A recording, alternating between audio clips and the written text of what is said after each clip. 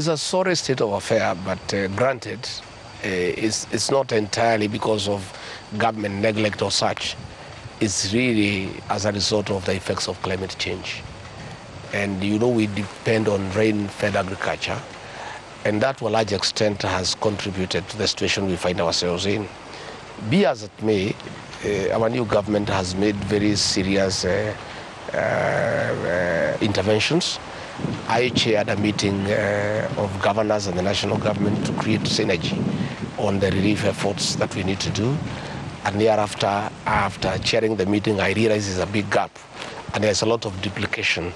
The national government is making certain interventions that are duplicated by the county governments. And the two levels of government were also duplicating what the donor community is doing through the NGOs. Mm-hmm. His Excellency, the President, Dr. William Ruto, mandated me to convene a meeting for the donor community, and we had like 65, countries and organizations.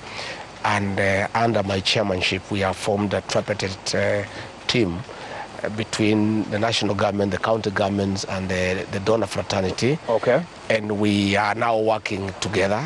And we have also devolved that at the county levels. We have formed coordinating teams that encompass the national government, the county governments, and the representatives of the donors who have some presence in that particular county in matters intervention. And we have put aside 900 million Kenya shillings for purchase of relief food this week and this coming week. And that food will be going to the people. The donors are also having a very serious incursion in terms of cash program. They're having cash program where they are sending 6,500 to families in distress. Okay. But what we are trying to do is to bring harmony, because we found that even the national government through the Ministry of Public Service were also having a cash program, and we found there was a duplication where the same beneficiaries who are benefiting from the donors were also benefiting from us. And I ask you this because your boss was the Deputy President of the Republic of Kenya for 10 years.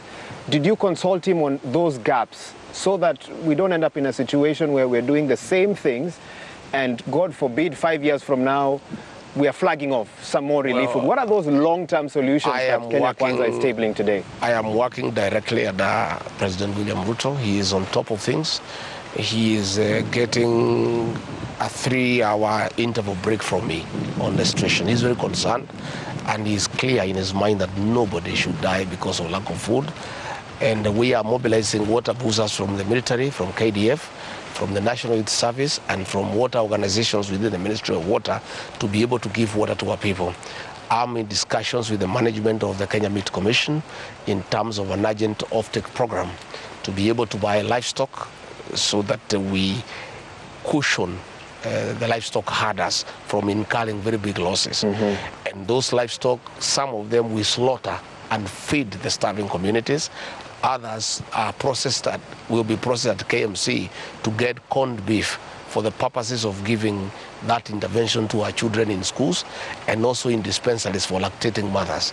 It's a dire situation, it's very serious, but I want to say that there is a lot of support from the donor community, and I am on top of things in terms of coordinating the donor effort, and we are working in very serious synergy with the county governments as well as the national government. And I want to assure the people of Kenya that we have put enough mechanisms and no Kenya will die because of hunger. But going forward, the solution is agriculture.